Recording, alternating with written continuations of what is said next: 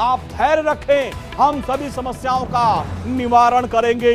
बहुत बड़ी खबर, बांग्लादेश की प्रधानमंत्री शेख हसीना ने इस्तीफा दे दिया और उन्होंने मुल्क को छोड़ दिया। ये सबसे बड़ी खबर आ रही है।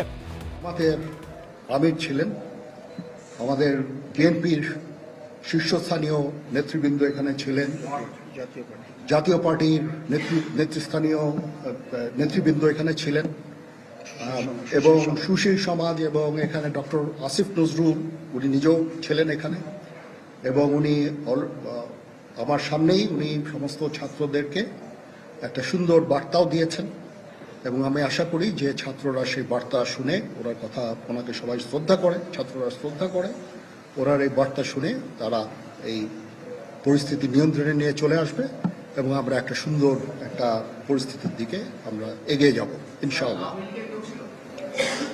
এখানে আওয়ামী লীগের কেউ ছিল না, আওয়ামী লীগের কেউ ছিল না। হ্যাঁ, চালিয়ে যাবে এবং আপনাদের সবার দায়িত্ব, ছাত্রদের দায়িত্ব, রাজনৈতিক নেতৃবৃন্দ এবং রাজনৈতিক কর্মীদের দায়িত্ব হচ্ছে সেনাবাহিনীকে সাহায্য করা এবং আপনারা মিডিয়ার মাধ্যমে আমাদেরকে এই যে একটু আমাদের সাহায্য করেন, সুতরাং আমরা তাহলে এই পরিস্থিতি নিয়ন্ত্রণ সহজেই নিয়ে আসতে পারব। না, যদি জিনিসটা শান্ত হয়ে যায় তাহলে আর কারফিউর কোনো প্রয়োজন নাই, কোনো জরুরি অবস্থার প্রয়োজন নাই, কোনো কারফিউর প্রয়োজন নাই, কোনো গোলাগুলির প্রয়োজন নাই। আমি আদেশ দিয়ে দিয়েছি সেনাবাহিনী কোনো গোলাগুলি করবে না, পুলিশ কোনো গোলাগুলি করবে না। আমি আশা করছি যে আমার এই বক্তব্যের পরে পরিস্থিতি উন্নতি হবে, আমরা একটা সুন্দর পরিবেশের দিকে যাচ্ছি।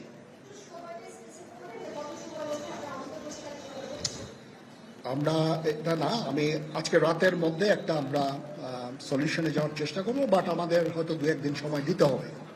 এটা আমরা এখনো এটা টু আর্লি, আমরা যাচ্ছি যে আমরা কথা বলবো মহামান্য রাষ্ট্রপতির সাথে, আমরা একটা সুন্দর সলিউশনে আমরা পৌঁছাবো।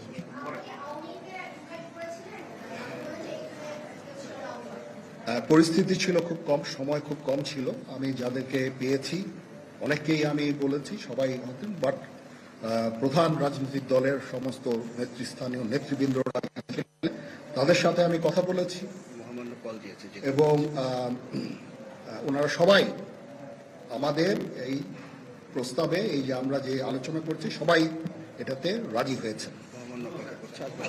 এখানে মমিনুল হক সাহেব ছিলেন, এখানে জামাতের আমির ছিলেন, জুনায়েদ সাকি উনি ছিলেন, তারপরে ডক্টর আসিফ নজরুল ছিলেন।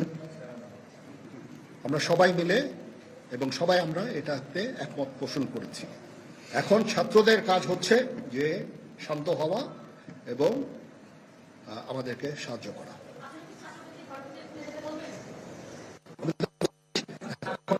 আমার এই বক্তব্যের